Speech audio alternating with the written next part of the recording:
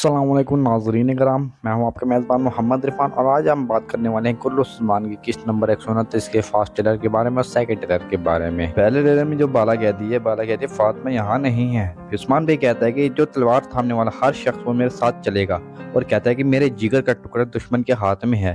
Violence کے نوکر کہتا ہے کہ عثمان بھائی نے نعمان کے ارد گرد غیرت تنگ کر دیا ہے اور اسے پکڑ جانے میں وقت نہیں لگے گا۔ پھر وائلنس کہتا ہے کہ اب عثمان کے ہاتھوں سے اسے کوئی نہیں بچا سکتا۔ عثمان بھی کہتا ہے کہ یہاں کا سردار بھی میں ہوں اور عدالت بھی میں ہوں، یعنی نعمان کو کہتا ہے کہ کس کا سر تن سے جدا ہوگا اس کا فیصلہ میں کر سکتا ہوں۔ پھر وائلنس شہنشاہ کے پاس جا کر کہتا ہے مجھے باسینیوں کو ترکوں سے بچانا ہے، پھر اپنی فوج میری فوج میں کمان میں دے دے۔ عثمان بھی کہتا ہے کہ میں اس سرزمین پر نظر رکھنے والے کو میں اپنی ہی سرزمین میں دفن کر دوں گا۔ عثمان بھی کہتا ہے وہ بہت جلد قسطینیہ سے گئے ہوئے وائلنس ایک بڑی فوج کے ساتھ واپس آئے گا، یعنی ایک ہماری بہت سخت جنگ ہمارے منتظر ہوگی۔ عثمان بے کے ساتھی بتاتے ہیں کہ یالوفا کی جانب باستانی بحری جہاز دیکھے گئے ہیں۔